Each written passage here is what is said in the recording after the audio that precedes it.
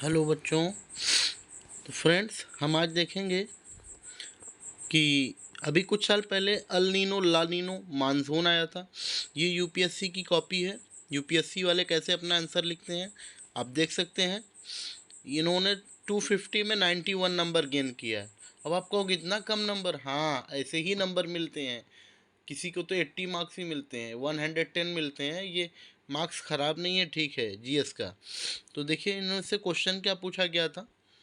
El Nino, अच्छा आपको ये रोज देखने से क्या होगा, एक आंसर राइटिंग की प्रैक्टिस होगी और कैसे टॉपर्स अपनी कॉपी लिखते हैं। ये सब सेलेक्टेड स्टूडेंट की कॉपी है, सेलेक्ट हुए हैं यूपीएससी में, ऐसे एस्पिरेंट की कॉपी है, अनसेलेक्ट की नहीं है कॉपी। आप लोग देखिए अल नीनो वाला, नीना क्या है, ला नीना भारत में मौसम।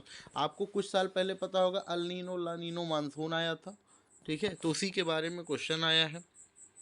तो इन्होंने लिखा था अल नीनो व ला नीना की घटनाओं भारत के मानसून। देखो इसमें टीचर ने चेक किया है तो बताया है दोनों परिघटनाओं को संक्षिप्त रूप में लिखे। इन्होंने काफ़ी बढ़ा चढ़ा के लिख दिया तो कहा आप शॉर्ट में लिखिए। देखिए एक यूपीएससी एस्पिरेंट की सबसे अच्छी क्वालिटी ये है कि वो कम शब्दों में अपना आंसर लिखे, ठीक है। वर्ड लिमिट ज़रूरी है, आपको ध्यान रखना, ठीक। क्योंकि भाई मैंने बार बार बताया, जब आप यूपीएससी सेलेक्ट होके जाएंगे, आईएएस जो भी आईपीएस बनेंगे, तो आपको आपसे पब्लिक यही अपेक्षा करेगी कि साहब आ रहे हैं, ऑफिसर आ रहे हैं हमारा, और डीएम साहब आ रहे हैं, एसपी साहब आ रहे हैं, ये कम समय में मैटर को सुलझा देंगे ना। तो यही अपेक्षा रखते हैं, इसीलिए तो आपसे मेंस में राइटिंग कराई जाती है, जिससे आप अपनी ज़्यादा से ज़्यादा मैटर को कम शब्दों में उसको सुलझा सकें, ठीक है। चलिए ये देखिए, तो उसके बारे में लिखा है, आप लोग रोक रोक के वीडियो को देख भी सकते हैं, ठीक है। देख भी सकते कैसे इन्होंने अपना आंसर लिखा। चिली तट पर कैसे तटवर्ती हो जाती है और कहाँ से क्या उठता है, उसके बारे में इन्होंने सब कुछ लिखा। ला नीना का भारतीय मौसम पर प्रभाव क्या क्या पड़ा, ये देख सकते हैं आप लोग। दक्षिण पवनों के ज़्यादा सरलता, ये सब आप देख सकते हैं ना। इन्होंने बेहतर ढंग से आंसर लिखा।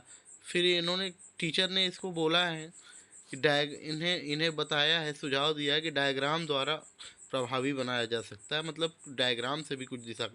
देखिए मैंने बोला फ्लो चार्ट आपको ज़रूर बनाना है। यूपीएससी में फ्लो चार्ट का बहुत महत्व है।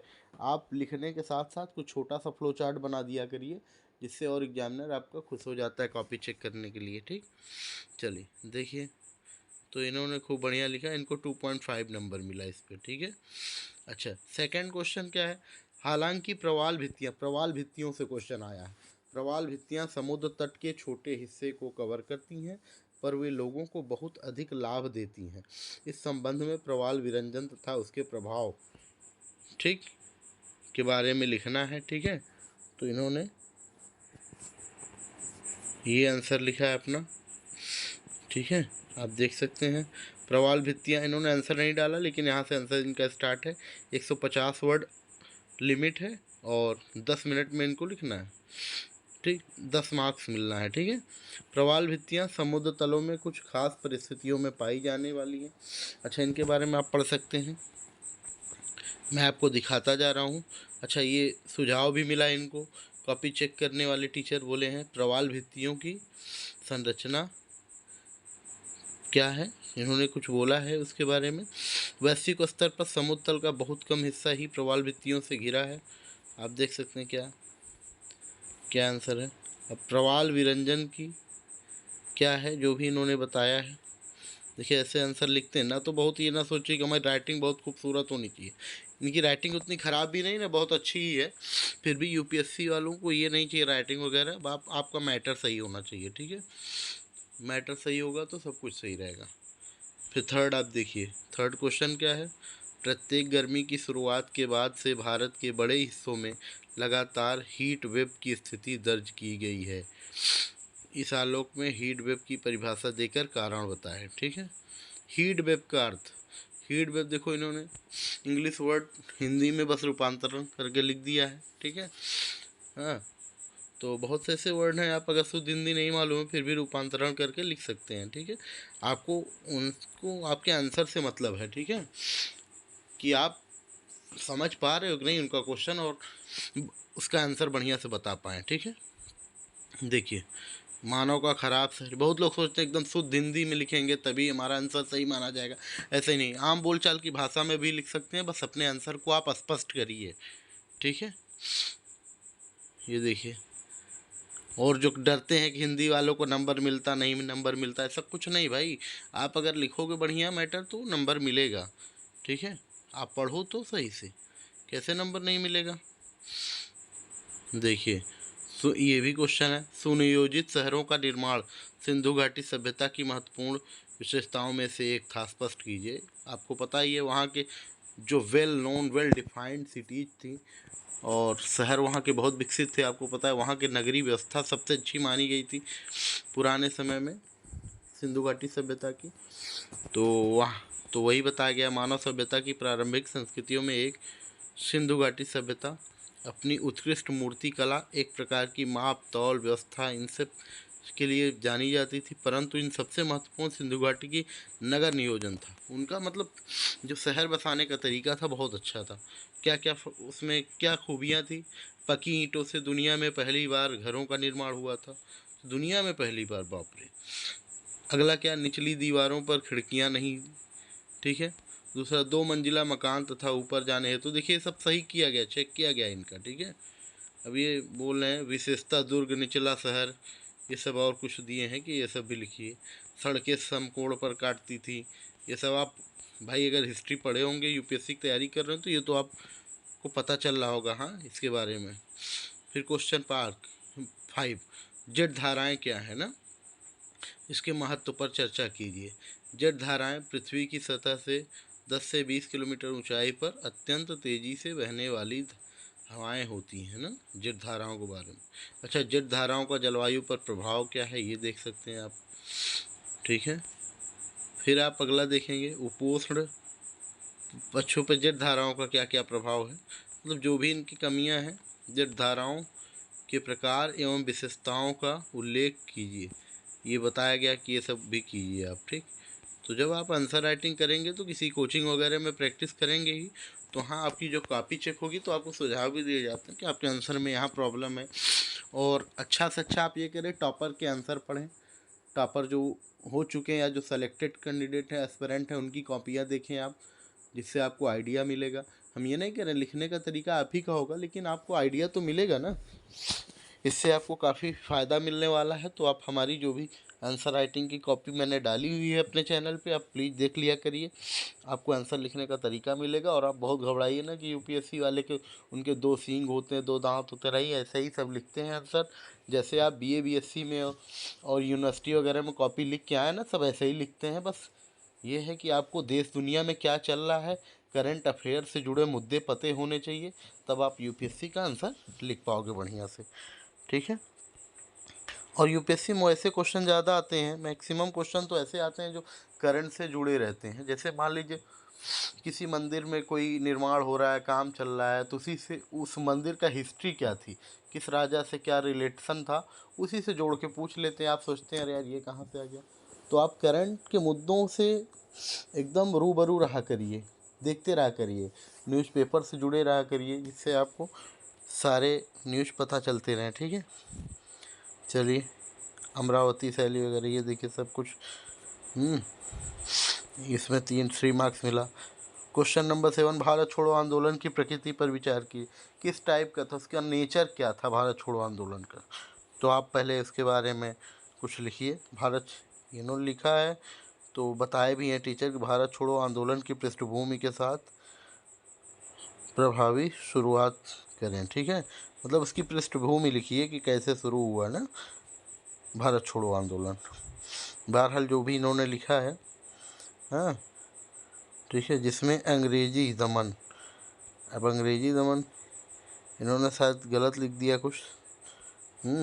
आंदोलन की प्रकृति क्या थी, आंदोलन की अगली ही सुबह गांधी जी समेत समस्त बड़े नेता गिरफ्तार कर लिए गए, इसलिए आंदोलन। यार पढ़ते हो, इसमें देखो आप पढ़े रहोगे तो ज़रूर लिख पाओगे आंसर।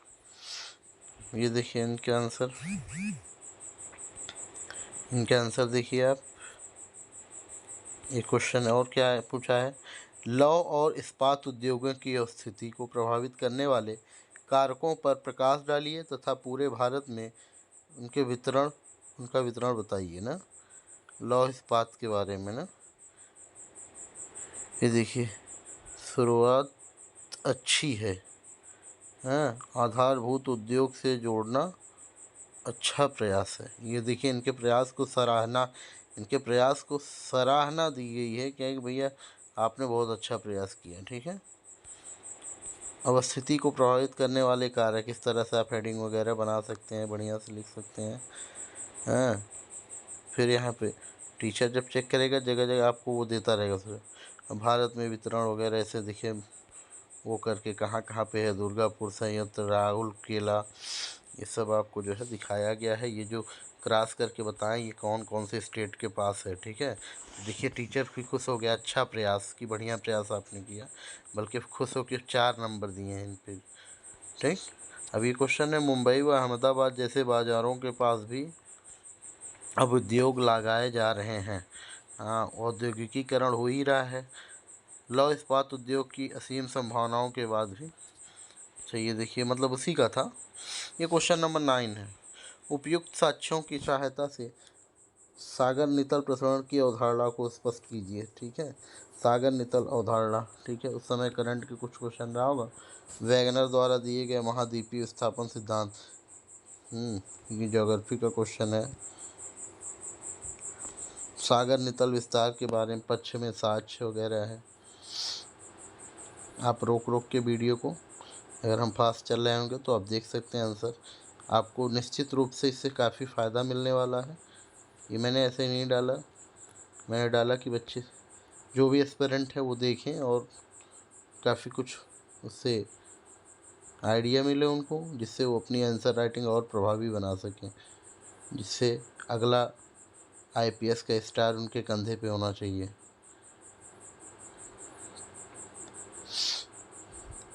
और सच मानो यार, जब आप यूपीएससी सेलेक्ट होके आते हो ना, तो क्या वो मंजर होता होगा, क्या मतलब क्या खुशी मिलती होगी।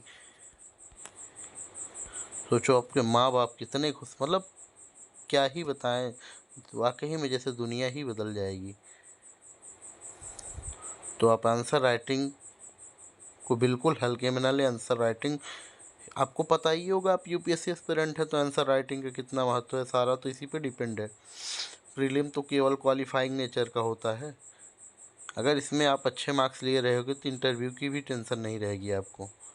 ये क्वेश्चन नंबर 11 देखिए, बौद्ध सिद्धांत और ब्राह्मणवादी परंपराओं की तुलना में सामाजिक रूप से अधिक समावेशी थे।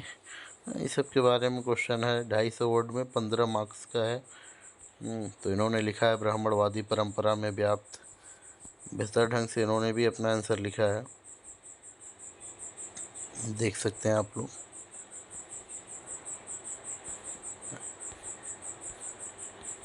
ये देखिए, बौद्ध धर्म में अपने कई सिद्धांतों के कारण, ये देखिए इन्होंने आंसर लिखा है बढ़िया से, ब्राह्मणवादी। फिर ये इन्होंने कहा अन्य बौद्ध भाषा के बारे में आप लिखिए, प्रकृति क्या थी।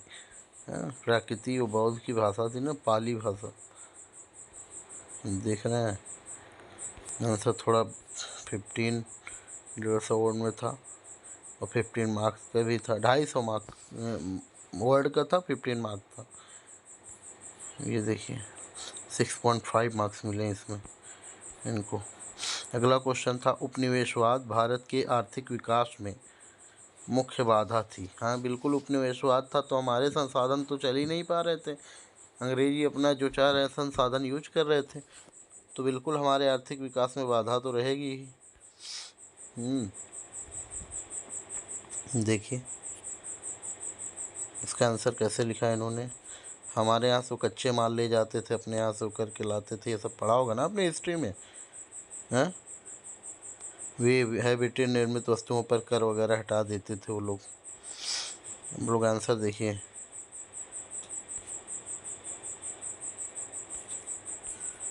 आंसर देखिए,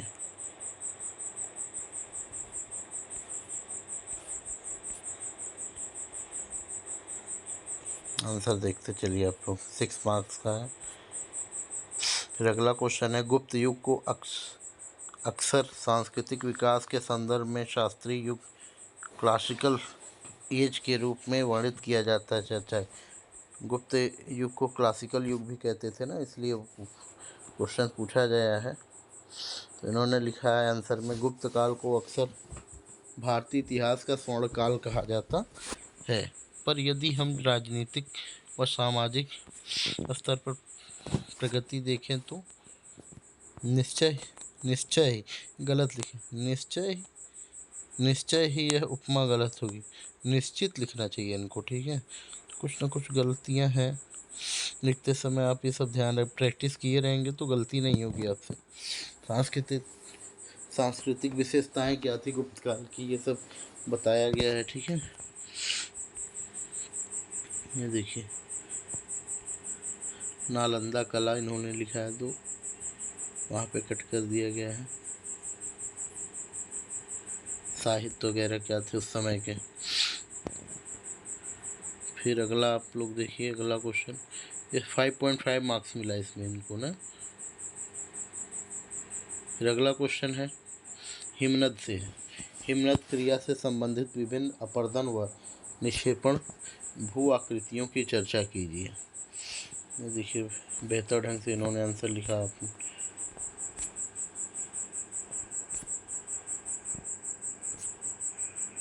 आप देख सकते हैं इनका आंसर कहाँ गया। आंसर गुप्त हो गया, ये वाला हिमनद वाला, हिमनद वाला इनका आंसर देखिए, ये यहाँ पे थे हम लोग। हिमनद क्रिया से संबंधित विभिन्न अपर्दन व निक्षेपण भू आकृतियों की चर्चा कीजिए। लोग देख सकते हैं कैसे आंसर। हिमनद द्वारा निर्मित प्रमुख अपर्दन, हिमनद से कौन कौन से अपर्दन निर्मित हुए हैं। स्थलाकृतियाँ, जैसे स्थलाकृति में सर्क, हिमनद झील, हार्नगिरी। प्रमुख निक्षेपित स्थलाकृतियाँ, ये निक्षेपित है स्थलाकृति, जिसे हिमोड़, हिमानी दौत मैदान, स्कर, ड्रमलिन। देख रहे हैं आप लोग, 6.5 मार्क्स मिला इनको। असहयोग, फिर अगला क्वेश्चन, असहयोग आंदोलन अपनी विफलता के बावजूद राजनीतिक व सामाजिक महत्व रखता है। नहीं, असहयोग आंदोलन विफल हो गया था ना, तो आपको पता है, फिर भी इसकी एक राजनीतिक महत्वता क्या है। देखिए, महात्मा गांधी के अधीन हुए स्वाधीनता आंदोलनों की कड़ी में पहला आंदोलन असहयोग आंदोलन ही था। 1 सितंबर 1920 को इसे खिलाफत आंदोलन के साथ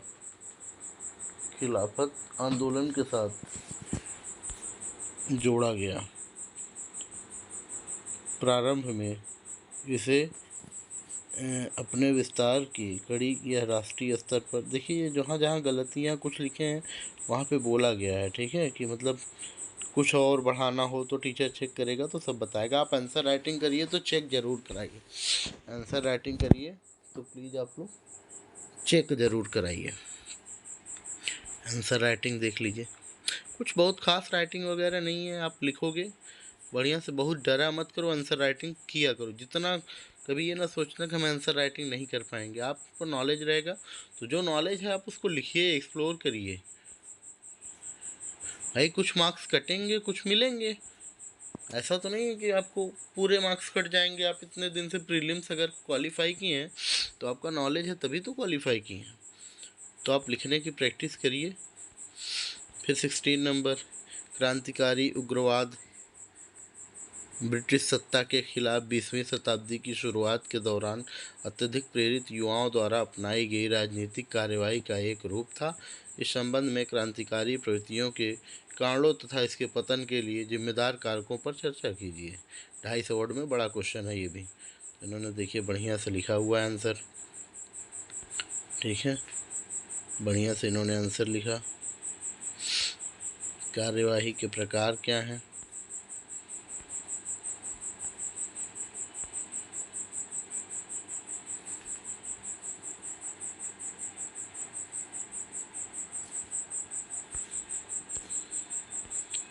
देखिए इनके आंसर राइटिंग, उदय के कारण,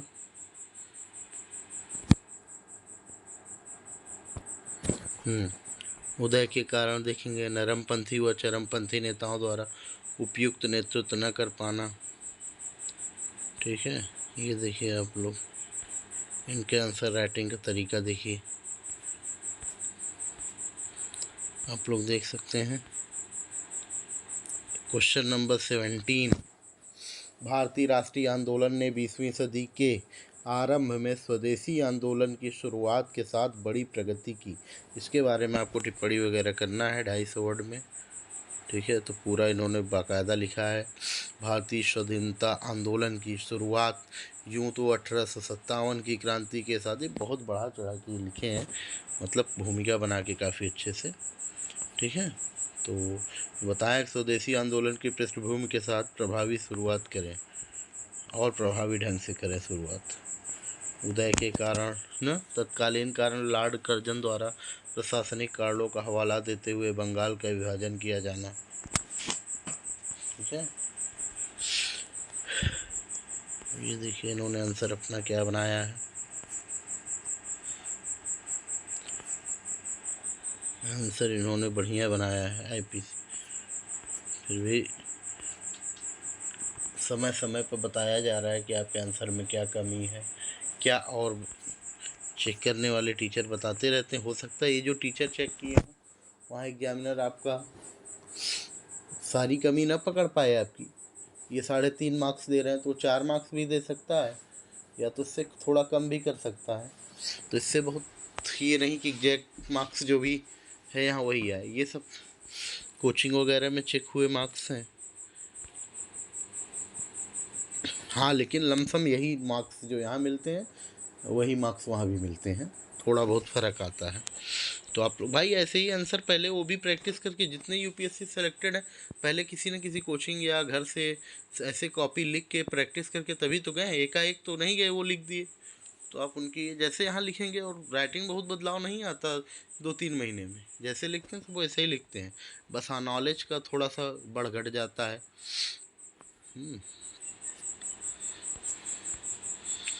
18 मार्क्स क्वेश्चन देखिए, उष्णकटिबंधीय चक्रवातों के बनने के कारणों की व्याख्या कीजिए तथा बताइए कि बंगाल की खाड़ी में चक्रवात ज़्यादा क्यों आते हैं।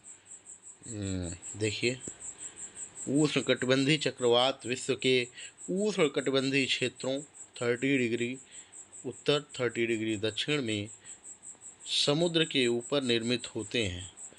अब देख लीजिए, तथा समुद्र के तटों से टकराकर। ठीक है, ये देखिए इसे सुझाव दिया गया है।